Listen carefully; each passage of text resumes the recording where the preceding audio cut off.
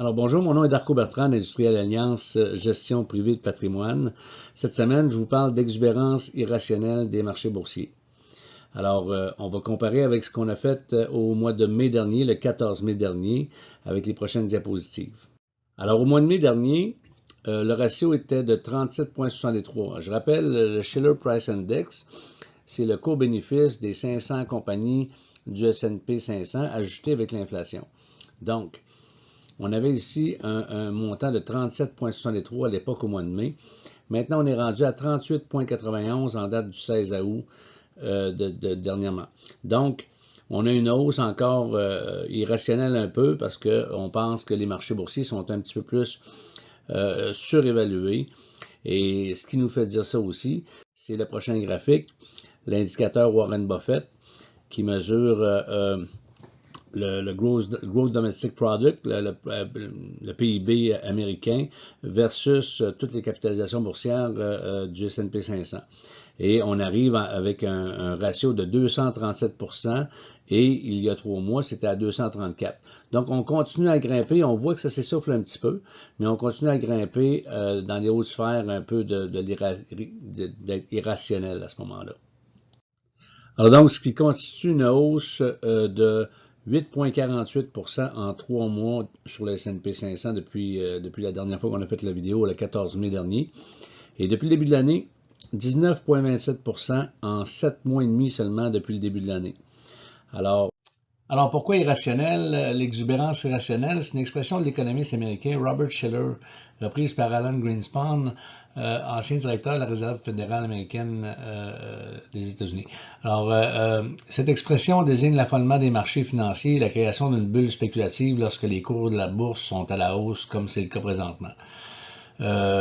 Shiller et Greenspan, à l'époque, ont dénoncé le manque de réalisme et de prudence des acteurs du marché financier. Alors, qui est ce Robert Shiller en question? C'est un économiste américain. Il a reçu le prix Nobel d'économie en 2013 pour ses travaux sur les prix des actifs financiers. Il est marié à une psychologue. Cet économiste aussi, c'est un des contributeurs majeurs de la finance comportementale qu'on appelle. Alors, ça lie l'étude des marchés financiers à la psychologie des investisseurs. Il est particulièrement connu aussi pour avoir décrit et prédit l'éclatement de la bulle Internet des années 2000 et la bulle immobilière en 2007. Donc, ce qu'il faut regarder plus précisément aussi, c'est l'écart des dividendes qu'on voit de ce temps-ci sur les marchés. C'est un grand facteur à considérer quand on construit des portefeuilles pour plusieurs années. Les dividendes sont un facteur déterminant là, de richesse.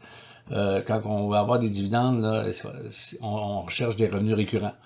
Alors, l'exemple que je vais donner ici, admettons qu'on a un titre bancaire qui se vend à 50 $ sur les marchés financiers, elle donne un dividende annuel de 2 $. Donc, à ce moment-là, on dit qu'elle donne 4% de rendement de dividende annuel. Alors, le 2 divisé par 50, ça donne 4%. Quand les marchés s'enflamment comme présentement, puis que le prix de l'action monte, bien, le dividende reste le même. Alors, le dividende présentement, si on prend le prix de l'action à 66 $, donnerait 3,03% de dividende annuel. Et si les marchés baissent, la même action est à 40 $, bien, le dividende annuel à ce moment-là devient plus attrayant. Donc, présentement, l'histoire dit, là, c'est que lorsqu'il y a des périodes où les dividendes sont faibles, c'est rarement suivi par des hausses supérieures des actions au cours des 5 à 10 dernières années, prochaines années, c'est-à-dire. Donc, les époques de faible rendement de dividendes sont souvent suivies par des baisses d'actions, ce qui fait que les acheteurs, lors de ces périodes, sont touchés sur deux fronts. Un, sont touchés parce qu'ils ont moins de dividendes, puis deux, ils vont subir une baisse des actions éventuelle.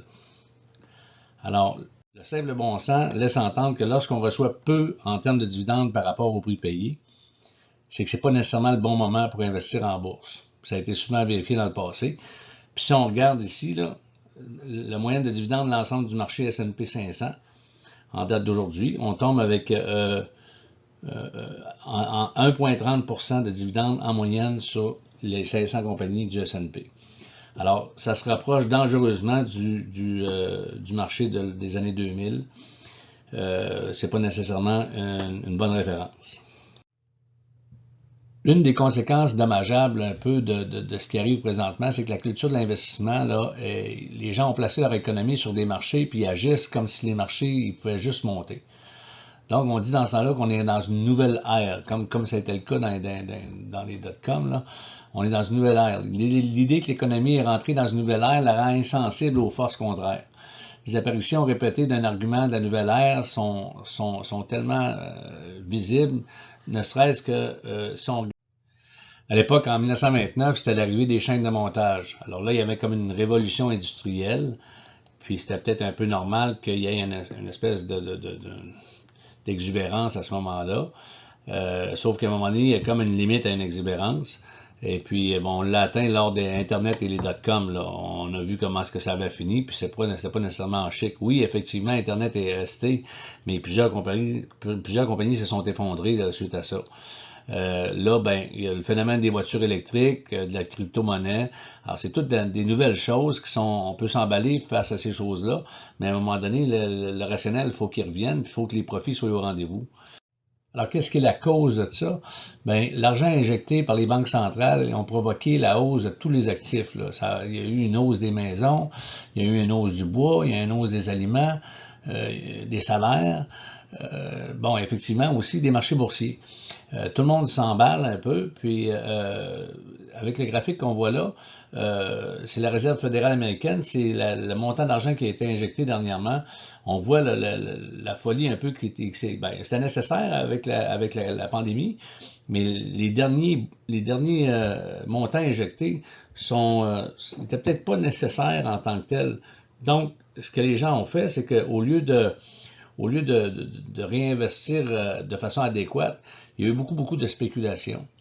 Alors, puis là, ben là, l'inflation est rentrée dans le système, forcément, tout a monté. Alors, puis quand ça s'insère dans la vie de tous les jours, l'inflation, ben c'est pas une switch on-off où on a de l'inflation et on n'a plus. C'est quand le menu des restaurants va être augmenté prochainement, il redescendra jamais là. Alors, donc, des vieux outils de la finance nous envoient des signes. Charlie Munger, il dit, nous sommes forcément dans une bulle. Alors, écoutez, c'est un gars qui a 95 ans, je pense, Charlie Munger. C'est un vieux routier. Jeremy Grantham, c'est un investisseur britannique. Il y a une société de gestion d'actifs basée à Boston. C'est une firme qui gère plus de 118 milliards d'actifs. Qu'il y avait en mars 2015. Lui a prédit l'éclatement de la bulle en 2000, puis celle de 2008 aussi. Alors, il a fait une vidéo dernièrement, il y a un mois, en disant que cette bulle-ci va atteindre des proportions épiques. Alors, écoutez, vous pouvez toujours aller voir ça sur YouTube, là. Michael Burry, c'est l'homme qui a inspiré le film de Big Short. Lui a vu venir la débâcle de 2008 et des subprimes. Donc, les investisseurs lui avaient reproché à ce moment-là, tu nous as rien dit. Maintenant, il se prononce sur cette bulle-ci, puis il prévient les nouveaux investisseurs que les spéculations ambiantes causées par les stimulus gouvernementaux ont poussé les marchés beaucoup trop haut. Alors, Michael Burry et Jeremy Grantham se préparent donc à un moment désagréable sur les marchés financiers, puis sont loin d'être les seuls experts à avertir que la spéculation galopante alimentée par les programmes de relance du gouvernement, ça ne peut pas soutenir le prix des actifs pour toujours. Donc, les investisseurs milliardaires que sont Michael Burry, Jeremy Grantham qu'on vient de parler, puis Leon Cooperman, Stanley Druckenmiller, c'est tous des gars qui gèrent des milliards d'actifs. Jeffrey Gundlach, Kevin O'Leary, qui est une star de Shark Tank, là, en tout cas le pendant un peu américain là, des Aigles des Dragons. Peut-être que c'est peut-être les Aigles des Dragons qui sont le pendant québécois de Shark Tank. Et puis Robert Kiyosaki. Je vous invite à aller voir un peu des vidéos de ces gars-là. Là. Vous allez voir qu'ils connaissent de quoi ils parlent, puis ils savent un peu que ce qui s'en vient, c'est pas nécessairement l'euphorie que tout le monde attend. Donc, il n'y a aucun banquier qui va vous dire qu'il s'en vient une correction boursière, puisque les gens vont se presser à sortir leur investissement de façon compulsive. Puis ils vont ainsi faire baisser le chiffre d'affaires de la banque. Au contraire, ils vont prédire une bonne année l'année prochaine, comme à chaque année. Sont biaisés par dans le fond, un conflit d'intérêts qui est bien réel. Alors, grande question qui se pose.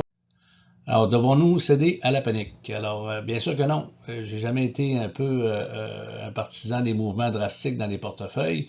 Par contre, on se doit de prendre des compagnies qui ont des ratios déraisonnables de ce temps-ci, puis prendre des profits avec.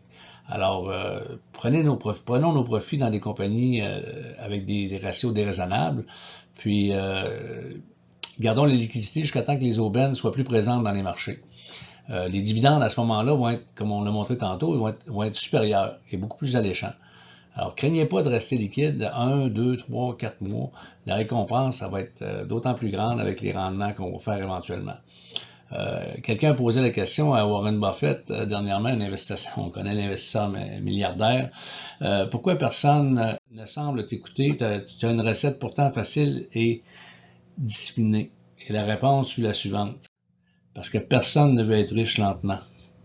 Alors ça, c'est assez marquant, là. Alors, sur cette belle phrase, je vous souhaite une belle fin d'été. Et comme à l'habitude, vos commentaires sont toujours appréciés. Merci de votre écoute.